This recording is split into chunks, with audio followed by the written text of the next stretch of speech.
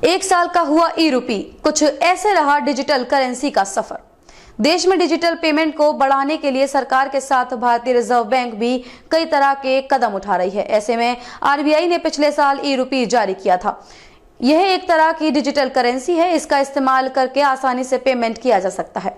दरअसल cashless India को साक्षर करने के लिए यह कदम उठाया गया है।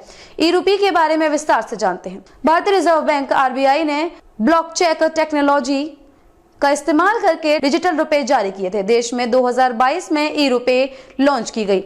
इस साल ई रुपए को एक पूरा साल हो गया है। ई रुपए का इस्तेमाल रिटेल और होलसेल ट्रांजैक्शन के लिए किया जाता है। कई लोगों के मन में ई रुपए को लेकर कई सवाल हैं।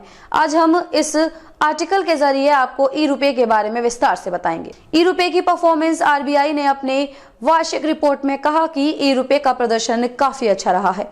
देश के कई बैंक ई रुपए को बढ़ावा देने के लिए रिवॉर्ड पॉइंट और कई ऑफर दिए हैं। आरबीआई ने यूपीआई प्लेटफॉर्म के जरिए सीबीडीसी ट्रांजैक्शन को रोजाना 10 लाख रुपए कर दिया है। इसका मतलब है कि अब आसानी से कोई भी व्यक्ति 10 लाख रुपए तक हर दिन लेन देन कर सकता है।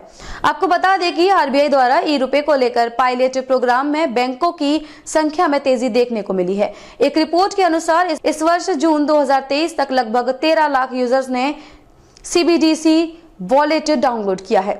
इसमें से 3 लाख विक्रेता ने ई रुपए को स्वीकार किया है। ई रुपए क्या है? ई रुपए एक तरह की डिजिटल करेंसी है। यह सॉवरेन बैंक करेंसी है। जिस प्रकार आपके पर्स में नोट होते हैं, ठीक वैसे ही बैंकों की सॉवरेन करेंसी है। यह आरबीआई के बैलेंस शीट में लायबिलिटी के तौर पर दिखाई देती है। हम जिस तरह कैश का इस्तेमाल करके पेमेंट करते हैं, वैसे ही हम ऑनलाइन पेमेंट के लिए ई रुपए का इस्तेमाल कर सकते हैं। आप चाहें तो अपनी सैलरी को भी ई रुपए में ले सकते हैं। आप जिस तरह से अपने पर्स में कैश रखते हैं, ठीक उसी तरह आप अपने ई वॉलेट में ई रुपए भी रख सकते हैं।